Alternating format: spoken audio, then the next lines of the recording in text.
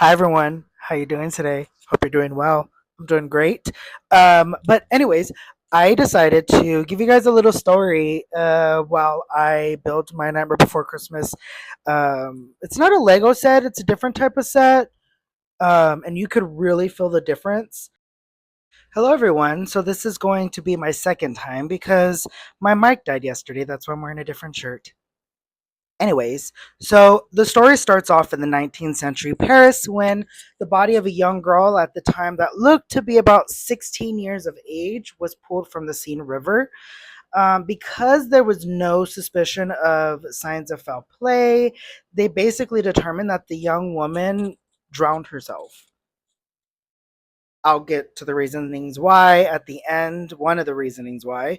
But during the 19th century, there was no way for people to identify bodies due to no one having IDs. And because of this, they decided to display her um, on on display in front of everyone so that, you know, somebody might identify her or claim her, say who she is. But unfortunately, there was nobody that claimed her. So, because of this, they decided to name her the Unknown Woman of the Scene. Scene. I would say it the way it should be, but I keep messing it up, so I'm not even going to try it. Um, but what is interesting until today, the scene is known to be the most places where people in that area go to unalive themselves. Crazy. And so, yeah, the pathologist that was working with her said that her face was very serene, her cheeks were round and full, and her skin was smooth, pleasant looking, but not classically beautiful. He said that she had eyes that looked like they can open at any moment. And not only that, she had a half smile. He was so stricken by the look and beauty of her face that he decided to make a plaster mold, which they call a death mask, which I've heard that term before. So it's kind of interesting where they basically take a mold of the deceased person and plaster it, and people sell it, or they keep it. I don't know what they decide to do with it. But yeah, but because of her beauty, they started replicating this death mask and selling it. And those who purchased it would hang it on their walls in their homes. It's also said that some models tried to mimic her smile and her overall facial look in order to book get her better gigs. Um, Now, here is where she is called the most kissed girl in the world. In the late 1950s to the 1960s, there was a gentleman by the name of Archer Gordon who worked at the American Heart Society. He noticed that students who did CPR training on each other were getting hurt. Those that are in the medical field, you know that you have to kind of practice on each other in order for you to kind of learn the appropriate things to do, and you kind of sign a disclaimer. I do remember a story of when I did my medical assisting. My one of my veins busted, so it was crazy. Never let her touch me ever again.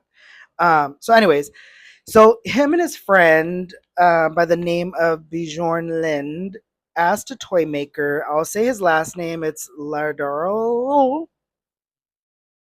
Anyways, they asked him to create a mannequin so that the students could practice on. Well, this toy maker saw a replica of the mask in his grandparents' house and decided to use it as the base of the female mannequin. Now, the reason why he decided to use this mask is because he saw that her face was so peaceful and it wouldn't be intimidating, so the students would feel more comfortable practicing on this mannequin. Now, according to the company that still makes the mannequins, about 300 million people have been trained using this resuscitation Anne. So that's how she was named the most kissed girl in the world, which I kind of don't think so. But anyways, um, now to go back to what I talked about in the beginning on one of the reasons why people are saying, there's a few stories that are going around that is saying why she unalived herself. And one story kind of just stuck through the whole years, um, and kind of stuck with me too, is that her and her boyfriend decided to end the relationship. And she was so heartbroken and so, sad about it, that the only thing that she thought to do was to unalive herself. Now, it's not that serious. I know heartache and pain is not good to go through. I've been through it myself. I've been, cheated on. I've been broken up with, and it's a very painful thing to have to deal with. But unaliving yourself is never the answer, because that pain is always going to be a temporary pain. You are going to move on. There's a thousand fish in the sea, where you can, move on from this, but the heartache that your family and friends have to deal with after is a lifetime. So you can't really take that back. So it's not that serious, girl. So unfortunately, because of this, she was never identified. Till this day, she still is not identified, and she still continues to be the main face for the CPR dummy, CPR mannequin, I should say.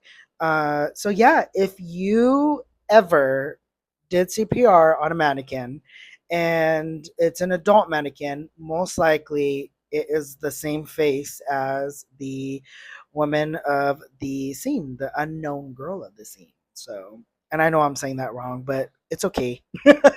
It's I. But anyways, you guys have a good rest of the day. I believe there's some more minutes to this video, so enjoy the rest of the video. And I think I'm gonna do this more often. And I have some stories that I probably want to tell. So yeah, you have a good day.